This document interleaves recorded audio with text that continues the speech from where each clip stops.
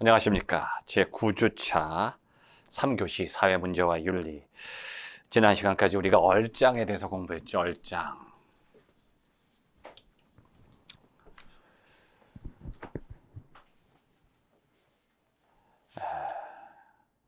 여러분, 성서에 보면 시험이라는 게 있고 유혹이라는 게 있어요.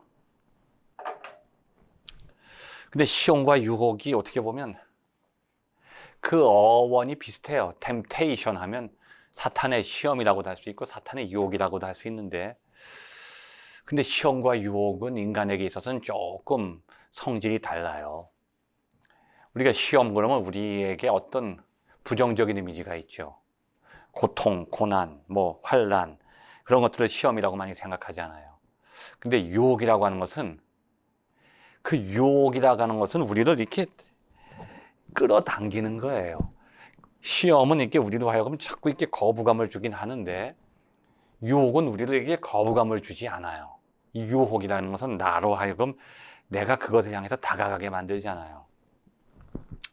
예를 들면 선악과를 가지고 사탄이, 뱀이 아담과 하와를 시험했다.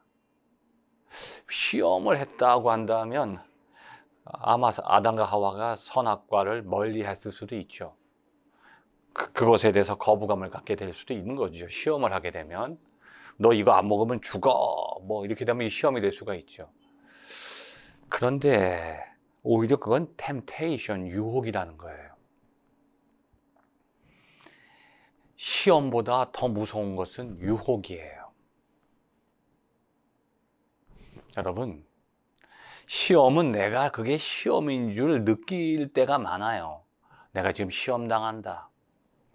근데 유혹은 내가 유혹받는다고 느끼는 경우가 없어요. 거의 없다고 봐야죠. 왜냐하면 유혹이라고 하는 것은 그 본질이 내 안에 있기 때문에 유혹을 느끼는 거예요. 내 안에 그러한 욕망이 없으면 유혹이 될 수가 없어요. 근데 시험은 욕망과 연결된 게 아니에요. 근데 유혹은 욕망과 연결돼 있어요. 왜 이런 말씀 드리는가 하면 2000년의 기독교 역사 가운데 가장 무서운 기독교와 교회의 위기가 언제냐? 2000년 전이 아닙니다. 박해 때가 아니에요. 종교 개혁 때도 아니고요. 중세 때도 아니에요. 바로 지금이에요. 여러분, 선악과가 가시가 돋쳐 있고 먹으면 죽을 것 같은 시커먼 이상하게 무섭게 흉측스럽게 생긴 쭈그렁 밤탱이 같이 생긴 이상한 열매다 그러면 먹으래도 안 먹죠. 보암직도 하고 먹음직도 해요. 보암직도 하다는 하는 것은 참 구미가 땡긴다는 거죠. 먹음직도 한단 말은 영양가가 많다는 얘기예요. 칼로리가 너무 많아요. 눈이 밝아졌다고 하는 것은요, 그 안에 영양가가 많기 때문에 그래요. 아마 성경에 보면 한 입을 비워 먹은 게 아니라 제 생각에 여러 개 먹은 것 같아요. 맛있다고. 그러니까 칼로리가 넘치니까 눈이 밝아지죠. 그런데 여러분, 시험을 하기보다는 유혹했기 때문에 인간이 더 빠져들어가는 거예요. 사탄은 항상 마지막 카드를 들고 있어요. 그건 뭐냐 하면 환난과 시험과 박해 가운데서도 우리는 하나님을 붙들고 있으면 절대로 우리는 걱정할 게 없어요. 반드시 이겨내니까. 그러니까 우리에게 시험이 다가올 때 우리는 하나님을 더 의지하게 돼요. 그런데요, 시험이 사라지면, 편안해지면 유혹이 다가올 때는요, 유혹이 오는지도 모르고요, 거기에 빠지는 거예요. 사탄이 2000년 동안을 기독교를 박해했더니 결과가 기독교가 더 부흥돼 버렸어. 그게 사탄이 작전을 바꾸는 거예요. 이제 기독교를 시험하기보다는 유혹하는 거예요. 어떻게? 편안하게 해줘. 시험도 없어. 고난도 없어. 편안해. 너무 일이 잘 돼. 교회 안 가도 잘 먹고 잘 살고 내 삶이 편안해. 행복해. 교회 안 다녀도 기도 안 해도 아무 걱정이 없어. 문제가 안 생겨. 그럼 어떻게 되느냐? 여러분, 햇님과 바람의 그 내기하는 그 동화 이야기 있잖아요. 햇님과 바람이 누가 나그네 옷을 벗길까 내기하다가 먼저 바람이 강력하게 옷을 떨어뜨리려고, 옷을 벗겨버리려고 바람으로 확 불어댔더니 나그네가 옷이 날아갈까 봐 더 꼭 쥐고 있잖아요. 근데 햇님이, 태양이 쫙 따뜻한 열기를 주니까 이 사람이 벗지 말래도 자기가 옷을 벗어요. 그게 바로 유혹이에요. 사탄의 마지막 카드예요. 지금까지 환난과 고통 속에서도 꼭 붙들고 있던 주님의 팔을 내가 놓게 만드는 거에 유혹입니다. 얼짱문화는 2000년의 기독교 역사 가운데 가장 무서운 유혹이에요. 모든 교회가, 모든 그리스도인들이 그 얼짱문화, 눈에 보이는 현실 세계 속에 가치를 두고 거기에 빠져들게 만드는 거예요. 외모에 관심이 있는 사람은요, 마음에는 관심이 떠나요. 교회 겉모습을 보고 교회 다니는 사람은요, 영적인 세계에는 둔해져요. 육체적으로 풍요로워지잖아요. 그럼 정신은 약해지는 겁니다. 지금은 영적인 빈곤의 시대예요. 왜 영적으로 빈곤하냐? 너무 물질적으로 풍요하는 거야. 우리 눈앞에 우리를 유혹하는 것들이 너무 많으니까 정신을 거기 뺏기니까 우리의 영은 피폐해지는 거죠. 그래서 얼짱문화라고 하는 것은 기독교에서 가장 무서운 유혹이다. 이것을 꼭 기억해 주시기 바랍니다. 챕터 2. 자, 가상현실과 사이버문화. 2. 가상현실과 사이버문화. 가상현실. 현실이 아니죠. 마치 현실과 같은 허구예요. 너무나 현실보다 더 현실 같아. 우리가 말하는 이 사이버네틱스.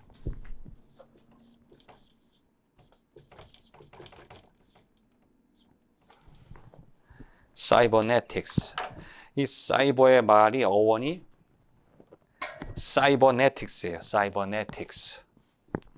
사이버네틱스라고 하는 말은 히라보에서는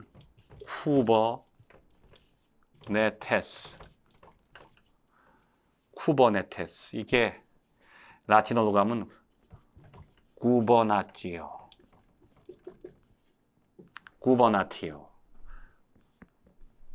쿠버네테스. 이 쿠버네테스란 말이 이제 사이버네틱스의 어원인데, 이 뜻은 뭐냐면 조타수. 조타수는 뭔가 하면 이게 키잡이에요. 배를 조종하는 사람. 사이버 월드, 사이버 문화, 가상현실 문화하고 조타수란 말이 무슨 관계인가? 여러분 궁금하시죠? 자, 배를 조종하는 거예요. 키잡이. 이 현실 속에서 바다가 있죠. 동해 바다, 서해 바다. 현실 속에서도 바다가 있어요. 그런데 사이버 월드, 가상현실도 바다가 있어요. 근데 그 바다가 이렇게 물로 구성되어 있지 않아요. 소금물이 아니에요. 사이버 현실의 가상현실 속에서 바다는 어떤 바다냐? 그 구성 요소가 정보예요. 정보의 바다. 그러니까 우리는 현실 속에서는 이 바다에서 항해하듯이 사이버 현실 속에서 정보의 바다를 항해해요. 누가? 내가. 누가 조정하나요? 내가 조정해. 내가 조타수가 되고 내가 키잡이가 되는 거예요. 우리는 사이버 공간 속에서 어느 누구의 조정을 받질 않아요. 자기가 조정하는 거예요. 자기가 배를 몰아야 돼요. 그래서 그 정보의 바다라고 하는 바다 속에서 우리가 항해한다는 뜻이. 그래서 요즘에 웹서핑 그러죠. 웹서핑. 웹사이트를 내가 자유롭게 들어가서 거기서 내가 정보를 검색할 때 이걸 웹서핑이라고 해요. 서핑이 뭐예요? 항해하는 거예요. 정보의 바다를 항해하는 사람들이에요, 우리가. 그래서 사이버 문화 속에 그런 뜻이 있는 게 조타수란 말. 구버나티오란 말은 영어에서 이 꺼번, 지배하다, 조종하고 통제한다. 누가 지배하고 조종하고 통제하느냐? 내가 지배하고 조종하고 통제하는 게 바로 사이버. 근데 지금 이 문화라고 하는 게 과거에는 그냥 현실 문화만 있었는데 또 하나의 문화가 생긴 거예요. 현실이 아닌 문화인데 현실보다 더 현실적이야. 자, 여러분 이거 한번 잘 보세요. 이 보드마카가 어떻게 움직이는지를. 자, 지금 공중에 이게 보드마카가 있나요? 없나요? 지금? 없죠. 그런데 기억 속에 보면 조금 아까 있었잖아요. 근데 지금은 없어요. 과거에 그 철학과 과학에서는 존재한다고 하는 것이 시간과 공간을 점유하고 있고 그것이 연속성을 가져요. 그럼 이거 있다고 그러는 거, 이게 있다는 거예요. 근데 시간과 공간을 점유하지 않고 연속성이 없으면 이거 있는 게 아니에요. 계속 있지 않는 것은 있는 게 아니야. 있다가 없는 거지. 있다고 그럴 수가 없어. 존재한다고 말할 수가 없어. 근데 지금 이게 공중에 있다가 없어졌으면 이게 없으니까 이거 있다고 말할 수 없잖아요. 아까 잠깐 있었다. 그런데 이 사이버 문화라고 하는 것은 지금 있지 않아도 그것에 대한 이미지가 기억 속에 나한테 있으면 그게 있다는 거죠. 그러니까 가상현실인데 그것이 현실 속에 없어도 있다고 인정해 주는 거예요. 지금 우리 시대에는. 이게 가상공간, 가상체험, 가상현실인데 이 사이버 문화라고 하는 것이 지금 우리 시대의 문화를 대체하고 있어요. 지금 새로운 문화가 형성되는 거예요. 인공지능을 통해서 이 하나의 인터넷 통신망을 통해서 우리가 현실 속에서는 상상도 할 수 없는 전파력을 가져요. 요즘 여러분 그 유튜브 아시잖아요. 현실 속에서 그런 문화가 만들어질 수가 없어요. 근데 이 가상현실을 통해서 전 세계가 공유하는 하나의 문화권이 형성이 돼. 그런 것들을 할 수 있는 그 매체들이 뭐 페이스북, 뭐 유튜브, 뭐 카카오, 뭐 엄청나게 많은 그런 매체들이 현실 속에 존재하는 게 아니에요. 가상현실이 만들어낸 하나의 문화의 영역이란 말이죠. 근데 그것이 지금 우리의 기존 문화보다 더 힘이 강해. 기존 문화를 대체하는 거예요. 그래서 지금은 과도기지만 앞으로 한 10년, 20년이 지나면 현실 속에서 우리가 경험하는 문화는 다 사라져버려. 현실을 가상현실이 대체하는 시대가 이제 정치적으로, 경제적으로, 문화적으로 이 현실이 가상현실로 대체되는 거예요. 이게 바로 인공지능의 시대예요. 빅데이터의 시대란 말이야. 우리가 현실 속에서는 생각지도 못했던 또 다른 현실이 펼쳐져요. 지금도 여러분은 하루의 시간 가운데서 대부분의 시간을 현실을 경험하면서 사는 게 아니라 가상현실 속에서 그런 가상 체험을 하는 거야. 여러분이 인터넷 공간 속에 들어가서 경험하는 것들은요, 그게 존재하는 게 아니에요. 인터넷 통신망이 만들어 놓은 허구적인 세계야. 근데 그것이 나에게는 현실보다도 더 강하게 각인되고 경험되는 거예요. 자, 과연 그러면 사이버 문화라고 하는 것을 우리 기독교에서는 어떻게 해석을 해야 되느냐? 이게 아주 중요한 문제죠. 이 기독교가 이걸 어떻게 대응해야 되느냐? 지금도 우리가 코로나 때문에 예배 드리는데 현실 예배가 아니잖아요. 이 코로나 덕분에 예배도 이제 사이버 예배가 되는 거예요. 온라인 예배. 온라인 공간 속에서 예배를 드리게 돼요. 이제 앞으로 그런데 코로나가 지나가도 지금 코로나 이후란 말은 없어져요. 코로나와 함께 가는 것 뿐이에요. 아마 인류가 언제까지 같이 갈지 몰라요. 인류와 함께 같이 진화하는 거예요, 코로나가. 계속 자기가 변형되는 거죠. 그래서 우리는 이제 앞으로 예배를 드릴 때 현장 예배보다는 사이버 예배가 더 우리를 많이 지배하게 될 거예요. 사이버 공간 속에서 예배 드리는 시대가 이제 얼마 남지 않았다는 얘기죠. 자, 여기 책에 보면 이 사이버 문화의 특징들이 있어요. 여러 가지 특징들이 있지만 가장 대표적인 게 익명성이에요. 익명성. 무슨 뜻이냐면 사이버 문화는 열려 있지만 닫혀져 있어. 왜냐하면 어느 누구도 드러나질 않아. 이게 문화가 존재하기는 하는데 사람들이 느낄 수는 있는데 누구인지 정체성은 숨겨져 있어. 이걸 아이디라고 그러죠. 아이디. 뭐야? 아이덴티티. 현실 속에서는 개똥인데 사이버 공간 속에 들어가면 개똥이가 아니야. 주민등록. 그거 다 필요 없어. 자기 아이디와 패스워드. 사이버 월드의 정체성은 아이디로 존재하는 거야. 현실 속에서는 정확하게 신원이 파악돼 있지만 사이버 현실 속에서는 신원이 파악될 수가 없어요. 왜냐하면 그 사람은 존재하는 사람이 아니거든. 존재는 하지. 근데 투명 인간이야. 모두에게 가려져 있어. 그러니까 자기가 아닌 익명을 제시해. 왜냐하면 자기의 정보가 노출되면 안 되는 거거든요. 아는 만큼 지배하고 알려진 만큼 지배당해. 내가 정보를 많이 가지고 있을 때 나는 지배할 수가 있어요. 사이버 현실에서의 가장 중요한 힘은 돈도 아니고 정치 권력도 아니에요. 정보예요, 정보. 정보를 많이 가지고 있을 때 사이버 공간, 가상현실 세계에서는 지배할 수가 있는 거예요. 내가 알려지게 되면 알려진 만큼 지배당하는 거야. 아는 만큼 또 지배할 수가 있지. 그래서 모든 사람들은 익명적으로 존재해. 투명 인간이야. 그 사람이 드러나지 않고 그 사람은 그 안에서 살아가는 거예요. 제일 대표적인 게 익명성이에요. 그 다음에 두 번째는 뭐냐면 개방성. 이 사이버 현실은요, 어떤 사람만이 그 현실 속에서 살아가느냐, 어떤 사람이라고 국한되지 않아요. 모든 네티즌들에게 열려 있단 말이에요.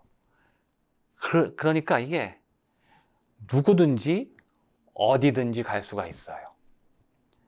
원하는 곳은 어디든지 갈 수가 있어요. 시간과 공간을 초월해. 무한하게 개방되어 있는 문화가 사이버 문화야. 현실 문화는요, 제한돼 있고 국한돼 있어요. 그리고 어떤 특정한 사람에게 속해 있죠. 그런데요, 사이버 공간은요, 사이버 문화는 모두에게 열려 있단 말이에요. 그게 문제란 말이에요. 나는 숨겨져 있는데 나에게 모든 게 열려 있어.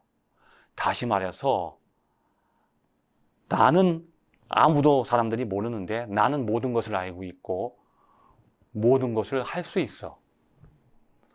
이게 아주 무서운 겁니다. 나는 감춰져 있는데 나에게는 모든 게 열려 있단 말이야. 익명적이면서 개방돼 있어요. 그럼 어떻게 해요? 망하는 거예요. 세상이 망해. 나는 숨겨져 있는데 나에게는 모든 것이 다 열려 있다. 그럼 세상이 망하는 거예요. 그럼 어떻게 되느냐? 세 번째, 자율성.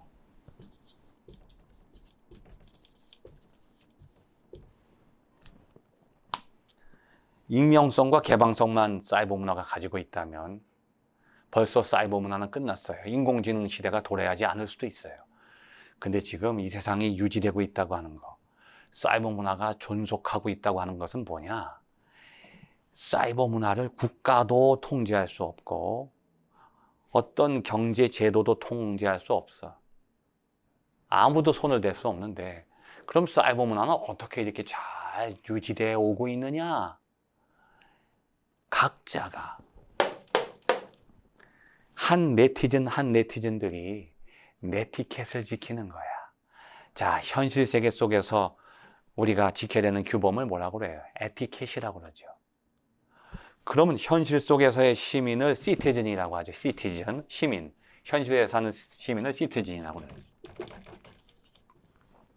그럼 사이버 문화 속에서 사는 사람들, 사이버 문화의 시민을 뭐라고 그래요? 사이버 현실 속에서. 네티즌이라고 그러죠. 네티즌. 인터넷에서 살아가는 사람들. 근데 그 사람들도 규범을 지켜야 돼. 무슨 규범이냐? 내가 지키고 안 지키고 누가 알지도 못하고 통제도 못해. 요즘에 그 해킹을 해도 누가 했는지도 몰라.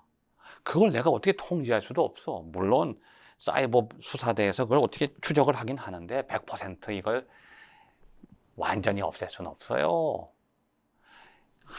한계가 있단 말이에요. 끊임없이 해킹은 진화하기 때문에 이걸 쫓아갈 수가 없어. 경찰 100명이 도둑 하나 잡기 힘들다는 얘기죠. 그러면 누가 이것을 조절하고 통제하느냐? 나. 자율성.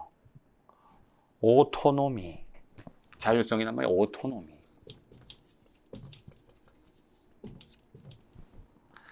한 사람 한 사람이 각자 한 네티즌이 자율성을 가지고 자기를 통제할 때만 사이버 문화가 앞으로 존속할 수 있다는 거야.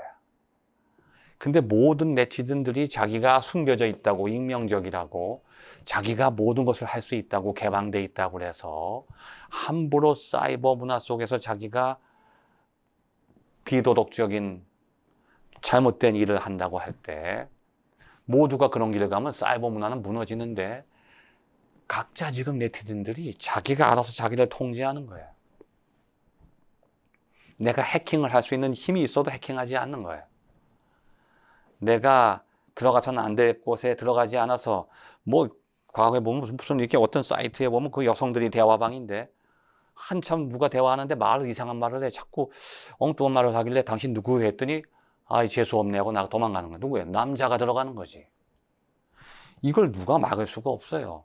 자기 스스로가 조종하고 통제하는 문화가 사이버 문화다. 그래서 사이버 문화의 유일한 규범이고 법이 되는 게 뭐냐? 어떤 법도 적용할 수가 없지만 하나의 법이 있는데 무슨 법이냐? 내가 나를 조종하고 통제한다. 이게 바로 내가 조타수가 돼야 돼. 내가 조타수가 돼서 조종하고 통제할 때 내 배가 아름다운 항해를 계속할 수 있고 그 정보의 바다, 사이버 문화의 그 바다, 현실이 아름답게 쭉 유지가 되지. 내가 내 배를 잘못 조종해서 그 사이버 바다를 오염시키게 되면 결국은 사이버 문화는 지속될 수 없다고 하는 거죠. 그래서 사이버 문화는 크게 세 가지 특징을 가진다. 이것도 시험 문제 나오기 좋죠. 익명성, 개방성, 자율성. 모두에게 열려 있고 각자는 감추어져 있고 그래서 각자가 네티켓을 지키면서 사이버 문화에 있어서 자율성을 잘 유지하게 되면 그 어떤 문화, 현실 문화보다도 이 사이버 문화가 인간을 풍요롭게 하고 모든 인간의 사회와 문화를 발전시키는 중요한 요소가 된다고 하는 거죠. 그런데 사이버 문화의 치명적인 한계와 문제점이 있어요. 이 세 가지에 나타나는 것 외에도 무슨 문제점이냐? 이 세상 모든 것이 다 현실이 아니라 가상현실로 바뀌어지더라도 우리가 부인할 수 없는 한 가지 현실이 있어요. 뭘까요? 나는 사이버가 아니야.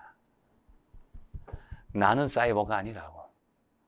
나는 현실 속에서 살아가는 현실적 인간이란 말이에요.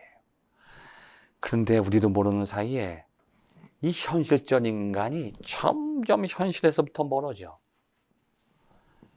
현실적인 대화, 현실적인 느낌, 경험들 이건 점점 사라지고 나 혼자서 사이버 공간 속에서 살아가는 그 시간이 많아질수록 이 현실적 인간의 정신세계와 삶은 점점 무너져가고 있다고 하는 거. 이런 내용을 가지고 우리가 다음 시간 계속해서 공부하기로 하겠습니다. 감사합니다.